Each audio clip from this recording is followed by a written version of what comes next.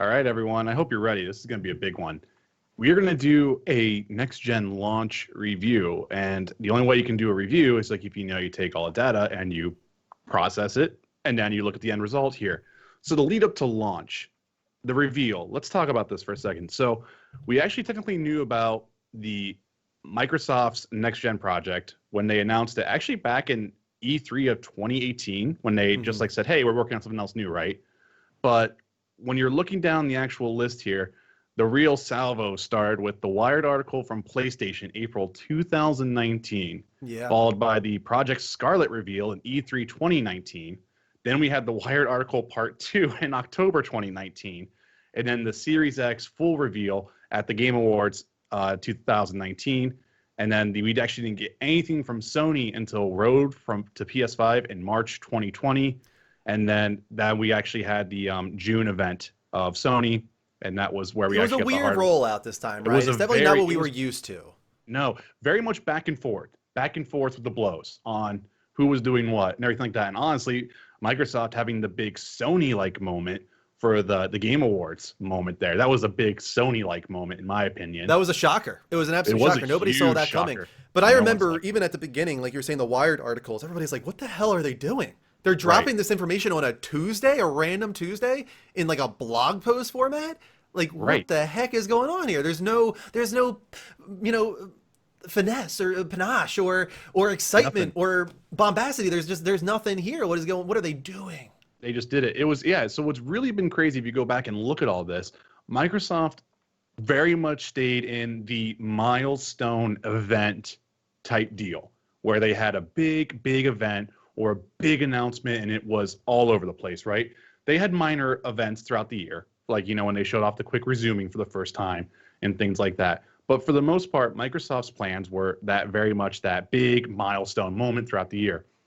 Whereas Sony, in the most bizarre way, the Wired article saying, yeah, PS5's a thing. CES with the whole logo reveal, like that's actually the one thing we did get right before the road to PS5. But that's all it was. We spawned a million memes. But what was weird about it, right, Tom, was that it didn't matter. The amount of excitement and clicks and social media engagement that these moments generated was insane. Right. I mean, look, the fact that they just shadow dropped it essentially in a random Wired article. I mean, look, I was saying it then, like Wired going up on a Tuesday. I mean, they're just absolutely just going nuts with just and it's something that I know a lot of gamers have talked about, regardless of whether or not you're talking about game reveals or you're talking about a new console reveal. Just dropping something without me giving an announcement for the announcement. It's not like, we're going to have a big interview on Wired. It's like, nope, you're on Wired now. Come learn all about the PS5. Yeah. It was crazy. That is preferably how I would like to get my news. I don't know about you guys, but I don't. Right. I started to become accustomed to it, right? It was weird. And it was also like we were getting conditioned at the same time, where every time Tuesday came around, everybody's like, oh my God, could they drop something randomly? It's a Sony Tuesday. Are they going to drop what the controller looks like? Are they going to drop like the UI soundbite, like when it starts up, just something ridiculous like that? Because that's what it felt like, where it was like so piecemeal. Oh, maybe they'll show off what like the bottom right-hand corner of the controller will look like today. That's what it was like, Yeah, I mean, that's the one thing that I think played to their strength, though, was that they sustained hype through almost, let's be real, an entire year for the most part. They sustained this whole entire insanity that was hype for it. It almost makes me wonder if it was a sort of genius on their end, because this was about messaging, and I think most of us would say Xbox had the better messaging, right? But then I look at what you just said, where they were able to sustain hype throughout the entire year, and the social media engagement, all this was so high through the roof. It's almost like, are they evil geniuses? Yeah, you could argue that fact, but the other thing too is this console also had a lot more questions that needed to be answered for it. That's true. That's where the big thing that I think where Microsoft totally wins in that regard is because you knew what you were getting with a Series X console or a Series S console when they finally had that unfortunately leaked on them. Their clarification on what is smart delivery, what is quick resume, what is this, you're putting a game in, what are you playing? Microsoft answered those questions from the get-go. Yeah. I mean, everyone, we were still dealing with it right now. Is it the whole wait? Does backwards compatibility still work on the PS5? You know, there's a lot of that type of stuff there. And the other big thing that we have to talk about is what we talked about even a year ago was Microsoft saying we're going to be a cross-gen system. And everyone's like, wait, what? What are you talking about? You're releasing the next-gen console and you're going to sit there and say, yeah, we don't have next-gen exclusives. And then we get this other news now that Jim Ryan's saying that, yeah, you know, developers, we want you to cross-gen for around 3 more years. So I feel like that's being taken out of context, though. I read up on that recently. So? Oh, yes, without a doubt. They announced that they were going to support PS4 for 3 years like a year ago. That was on one of their PowerPoint presentations like a year ago. All they're saying is what they've done every generation, where PS2 lasted more than 3 years after PS3 came out. That's for damn sure. And PS3 even though they wanted to sort of move on very quickly, PS3 had support for multiple years. All they're saying is that third-party developers will have the tools necessary. They will be supported. There will be games coming out on PS4 for at least another 3 years. We've already seen that they are dedicated to exclusives on next gen. Like, we know that they're also going to be doing some cross-generational stuff. Horizon was a surprise in that regard. Horizon being cross-generational. And God of War might be another one. We will have to wait and see if God of War is cross-generational. I'm almost tempted to say that it might happen.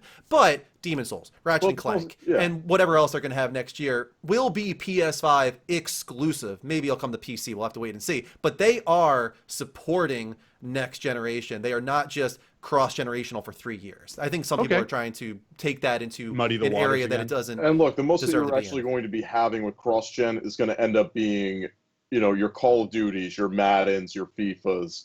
Like, it's going to be the multi-platform games that you expect that are going to be cross-gen. It's not going to be it's just as Drew was saying. It's not going to be. You're not going to see Demon's Souls. You're not going to see God of War 2 likely be a cross-gen title. It's likely going to be PS5 exclusive. Well, let's talk about that real quick here, because, I mean, again, the big thing right now from a hardware standpoint would have been the design of the SSD and everything like that. So, I mean, I know a lot of people were like, you know, it was weird when they announced Spider-Man Miles Morales. And they said PS5. Then they announced Horizon Zero Dawn, PS5. They announced all these games for PS5, right? And then we had the September event, and it was like they had all the games there. And then in a blog post, it was like, oh, hey, by the way, Spider-Man Miles Morales is cross-gen, which is fine. That game is one thing you can say with. But the big thing, too, then, when you're saying Horizon Zero Dawn 2, or I'm sorry, oh, God, what's the sequel's name? Forbidden West. Thank you. I'm sorry. You know, when they said that was cross-gen 2, that was actually kind of a big issue, because one of the things that Guerrilla Games has talked about was like, well, we can't design flying mounts and everything like that because of the hard drives in PlayStation 4 and PlayStation 4 Pro. So I don't know. I think we need to learn more about that. I agree that it was like sneaky is what it felt like to me. It was almost like they were trying to cater to the messaging that was in their favor at the time, where people that were siding with PlayStation were siding with it because, hey, this is about generational transitions. This is about actually going onto a console that can't do what the previous console did. Whereas even though Xbox Series X is technically the more powerful beast, are we going to see that power when they're doing cross-generational, when they're doing Xbox Series S? On top of that wasn't even revealed back then, but now we know. Like, that was the question, right? So when that came out, it was like, well, this sort of puts a hole in that argument. That being said, I do think we need to wait for Guerrilla, who are a master of technology, right? And performance and visuals. How are they developing this game? Are they developing it first on PS5 and downporting? Are they developing it on PS4 and upporting? What are they doing exactly? Are they limited? Are they not able to do flyable mounts because it is going to be on PS4? That's the kind of thing I'm very excited to learn more about. I'm going to bet you right now we still get flyable mounts in Forbidden West. I'm going to call it right now. That trailer was designed that way. That ending shot was intentional to show the pterodactyl and things like that. That was their signal that we will be able to fly in this game. It seems like that would be a severe ball to drop if you didn't have that, especially with what the power of that system will have to facilitate that and everything else like that. Absolutely. Slap bet if you want it, Vince. Well, here, just one more quick little bit then here then. How would you guys feel if the PS5 version gets flyable mounts and the PS4 version does not? I'm okay with that, honestly. I'm honestly okay with that. Yeah. Okay. No, I'm just saying it's tough to do though. Like, how do you accomplish that? And the main problem with that would be is that the flyable mounts, unless they're going to make like PS5 exclusive missions that would require it. Exactly. Essentially, then the flyable mounts will just be like you can't have them be a large effect on gameplay. It'll be like adding the flyable car in Final Fantasy 15. The game wasn't designed around it, but they knew people were disappointed that there wasn't like an airship. So here we go, we'll throw you a bone. Here's a flyable car. It'll kind of be like that, where the game wasn't designed around it, but we'll throw you a bone. We know you want it, right? That's kind of what I'm saying. I got you. But going back to messaging real quick, I think it's really interesting how they were just complete polar opposites this time, right? And each one has its pros and cons. But I think what's so fascinating about Sony's perspective on this is like, we do things the way we want and we don't give a crap what you think or anybody else thinks. Like, we do things our way. They did not budge. We're going to deliver the information when we want to deliver it. We're going to create a mystery if that's what's happening. Like, because I think that's what it was for a lot of people, that there was the transparency of Xbox, and a lot of people were like, I love this transparency. And then there was Sony, who was delivering things very slowly, and a lot of people were complaining, but at the same time, those same people that were complaining were dying for more information. They were on the edge of their seat, like, I want to know more. When do I get to know more? I'm so hyped. So even though from a consumer perspective, some people would say like Xbox's approach was better, but which one were you more hyped for? And why was it that way? And I'm not going to say you were more hyped for PlayStation because of that direction, but I think it's a question that should be asked, right? And it makes you wonder, what is the actual better approach from a marketing, PR, advertising perspective in the end? It's interesting, is all I'm saying. It's a complete polar opposite approach. Yeah, I agree with you. And we actually honestly won't know the results until we get into like the third year of this generation, you know? Right. We won't know, because that's when we'll know the sales metrics. We'll see the market leader and everything like that. And that's what all this plays into effect with. So we really won't know until that time. Yeah. But let's move on to this was a big discussion. This was a big thing, because you had one company who this is their bread and butter. And you had another company who, again, we talked about, we really didn't get information until maybe, a week before launch on how this all worked. And that was backwards compatibility. And let me tell you what, looking at let me tell you something. No, this is a good thing. Both work to an astounding degree. This is probably the best we've ever had backwards compatibility on both sides. Yeah. You have Microsoft entrenched in it. It is their thing, that they have to have this thing. This is how their console is going to kind of live, at least for the first year, maybe first year and a half. In a sense, and they've done it. They did it with the one SKU, the smart delivery, or if you really want to call it play anywhere type system there with the saves and everything like that. But again, though, you look at some of these PS5 games like Days Gone, Ghost of Tsushima, any of these older games too, the performance boosts are extreme. You're talking about some games that are full out. There's not even a dip, locked 60 frames per second at 1080p. Like, not a single dip. Like, Digital Foundry was like, this is astounding. Like, you're seeing this to where even compared to the Xbox Series X backwards compatibility, because it's the One X version, and they're trying to push native 4K, even that is still having a little bit of a performance drop or whatnot. Right. It's crazy. But then at the same time, here's the really random flip-flop. We were talked all about this time about SSD speeds. Yeah. And PS4 backwards compatibility, it's slow. It's slower, slow. right? It's faster than it was on PS4, but it's not as fast as Xbox is. And this is the difference between the two of them, right?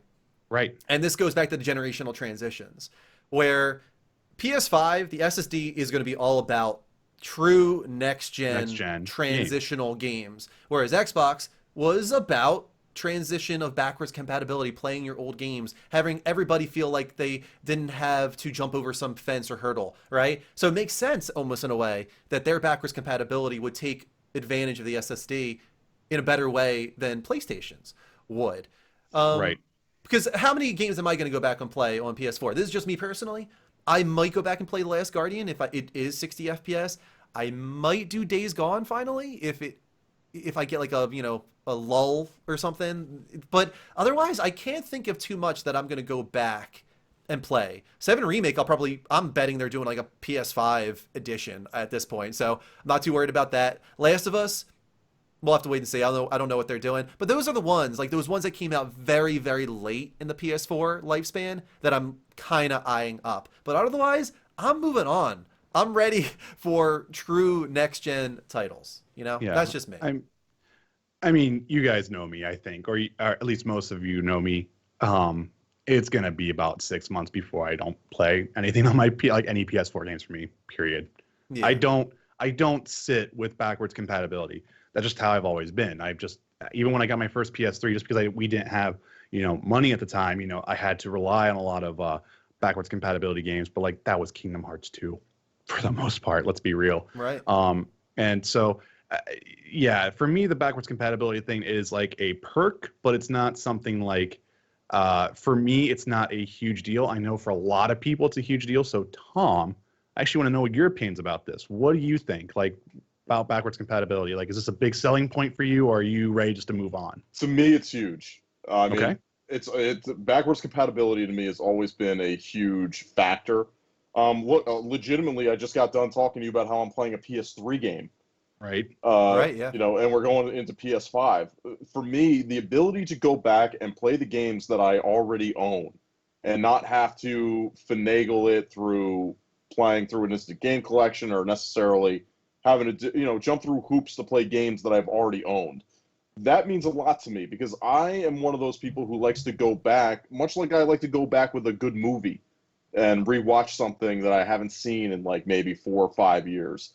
Every once in a while I want to pop Back to the Future back in just to watch it again, just for the fun of it, Yeah. That's how I've been feeling, and I'm sure some people in Discord here or in other places have heard me say this, and I joked about it already before with Mike. I would love to go back and play Burnout 3. Like, I've been itching to play Burnout 3, and I don't necessarily want to do that by playing an emulator on my PC. Maybe I just want to be able to just have the disc that I already own, pop it into something, and just know that I'm going to be able to play it. Yeah, I got it. So I get it. There's certain things like that, and especially games like that where I know 100% they're not going to re-release it necessarily without there being a bunch of hoops that they have to jump through because of music licensing, because of in-game advertisements that were in there. Like, there's actually going to have to be work that gets put into these things. The only thing that gives me hope for something like that is the fact that you get like Tony Hawk's Pro Skater 1 and 2 that came out, where you're like, oh, like this is the game from my memory. It's very much different in certain aspects, but again, at the very least, I'm getting like some of that. Like, I'm never getting that with certain other games. So yeah, for me, backwards compatibility is a huge thing. I hope that all of my PS4 games, because my plan is to move my PS4 out of this room where all my streaming setup is and move it out into the living room, and then just be able to use the PS5 for all the PS4 games that I still want to play. Yeah, I got you. Yeah, I mean, think for me, there's certain franchises that are important to me that I go back to, like Final Fantasy. You guys have seen me go back to 7, 8, 9, and I would love to go back to Metal Gear Solid.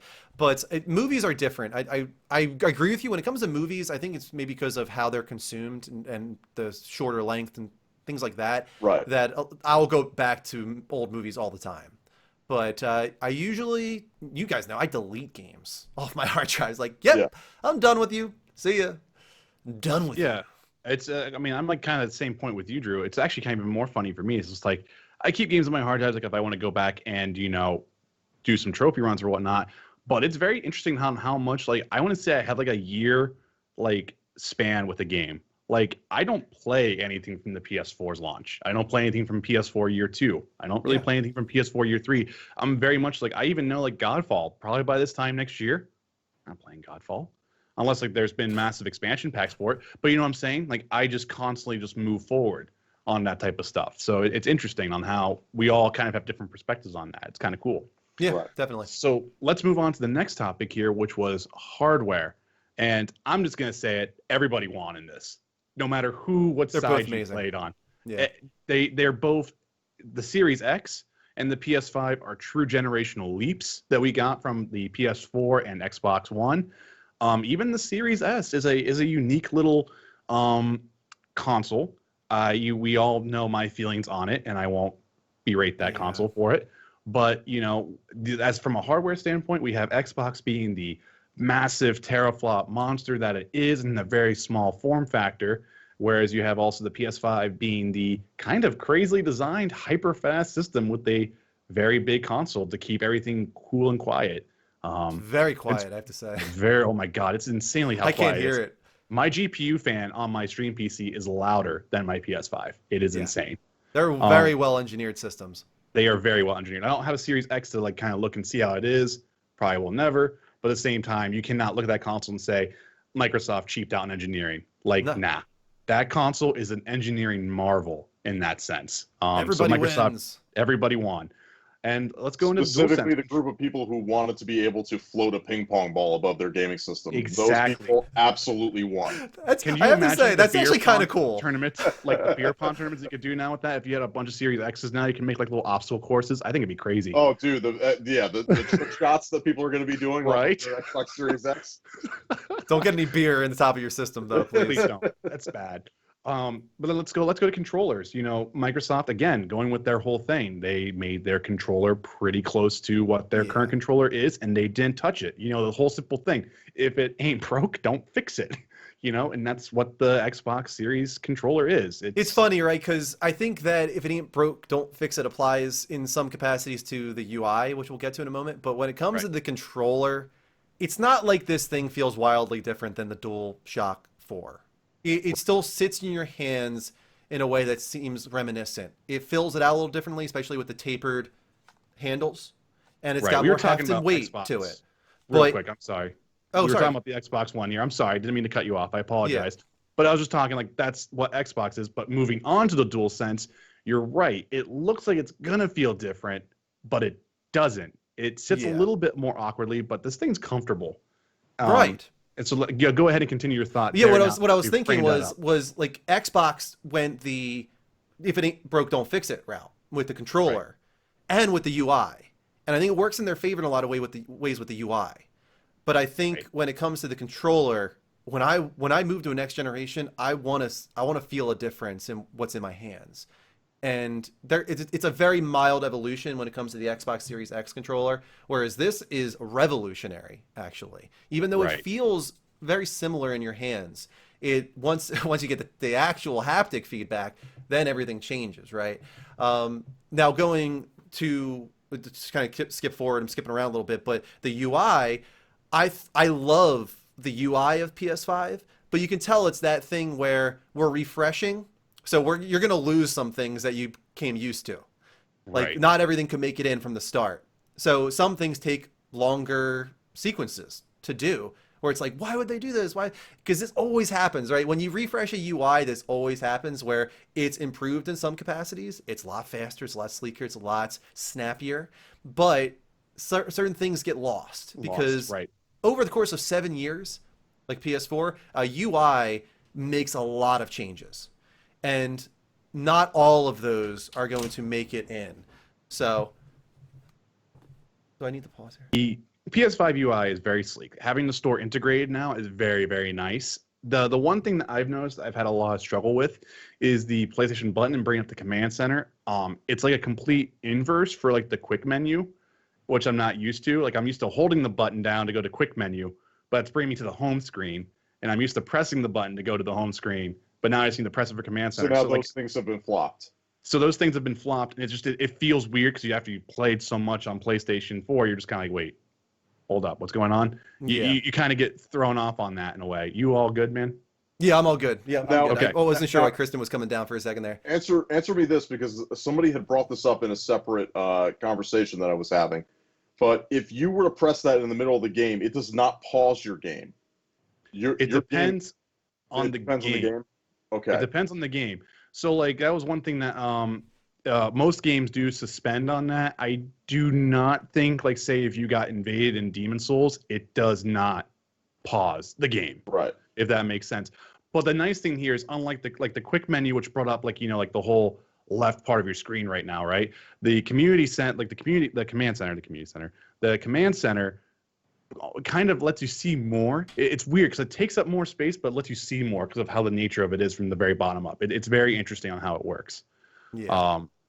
But it's nice though. I like it. I like the switcher aspect of it. I think that's kind of fun. It's nice to actually not have to go back to the main thing. It's not quick resume, which quick resume is amazing. Let's be real. That's an amazing thing about that Microsoft did for it.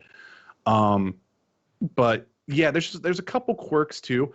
What's really weird for me is I haven't had any of the issues of downloading PS4 versions of games that I have that are cross-generational, like Borderlands 3, Dead by Daylight, Spider-Man Miles Morales, it downloaded the PS5 versions for me, whereas like I know some other people in the community had that issue where it was downloading the PS4 versions for them, and then they had to go download the PS5 version. It's weird because you can actually have both installed at the exact same time. Yeah, that's really actually bizarre. Very bizarre. Those are the kind of things that I like. Those quirks that you're talking about in Far Center said in the chat. I agree. Like the OS right now, I think even in comparison to 6 months from now is going to be wildly different.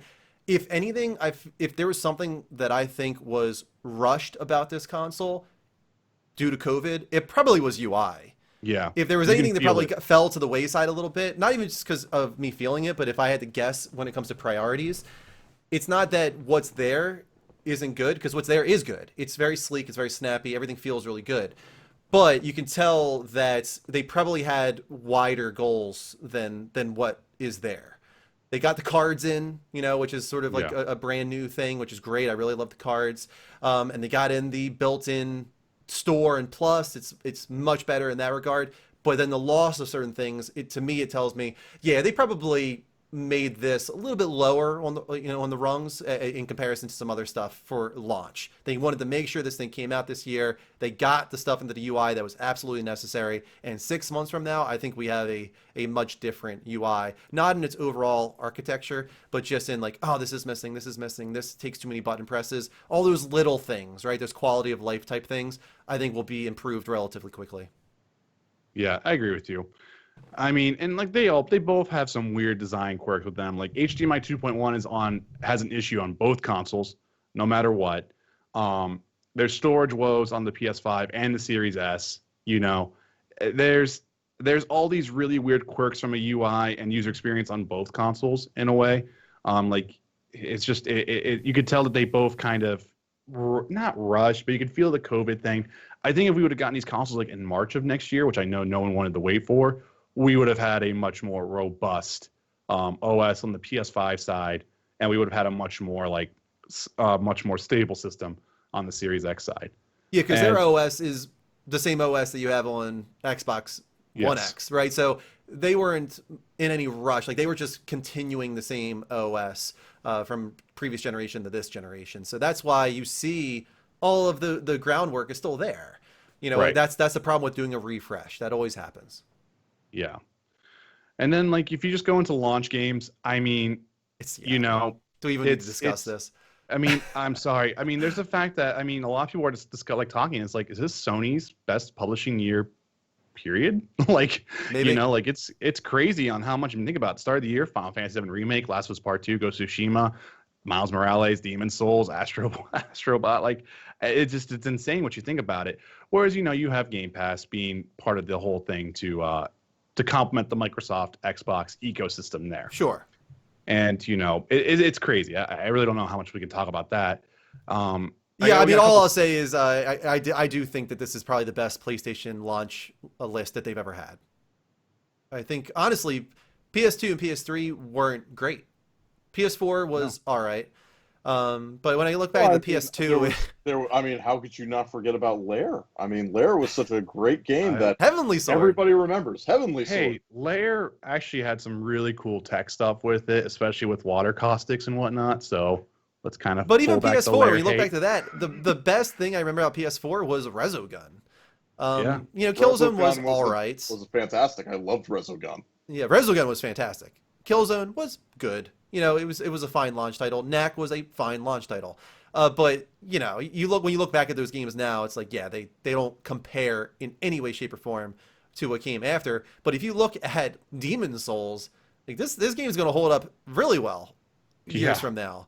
What if it doesn't? Yeah, what if the next thing they do is even better? It probably won't be, right? Wrong? But even so, 93 on Metacritic Open Critic at launch, that's huge. So yeah, this launch is absolutely fantastic. Yeah, I agree. And I guess let's just do a couple more side notes. Let's wrap this topic up. Some side notes here, just for you guys to know, is that PS5 games were actually considered to cost higher than $70 than what they are now.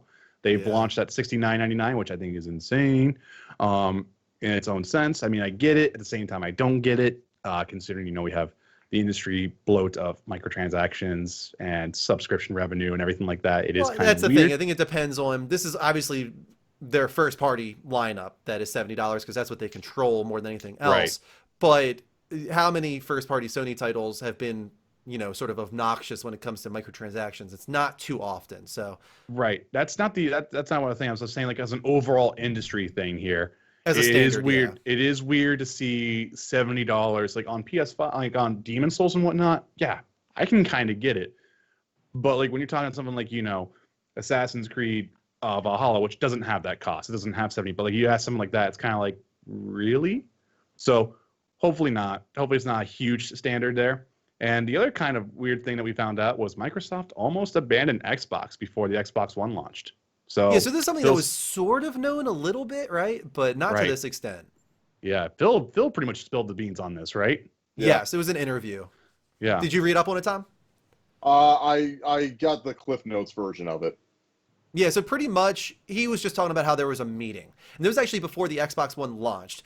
After, Don Matrick had brought them to hell, with everything he had said, and he'd been let go at that point. And I think Satya Nadella was not even there yet. I think a Ballmer probably took his leave or something like that. So they had like no leadership, and they had a meeting to like decide like what are we doing. And it was actually discussed of like, do we just pull the plug on Xbox? Now, was it a legitimate thing that they were actually truly considering? I don't know, but they did discuss it. They talked about pulling the plug and calling it quits on Xbox, and Phil Spencer was the one who laid out the future and said like, this is the roadmap and this is what we need to do. And then Satya Nadella came on board and was in full support of Phil, and that's why they've had this comeback story. And not to say that they've taken the lead in market share or anything like that, but in comparison to where they were in 2013 before the Xbox One launch,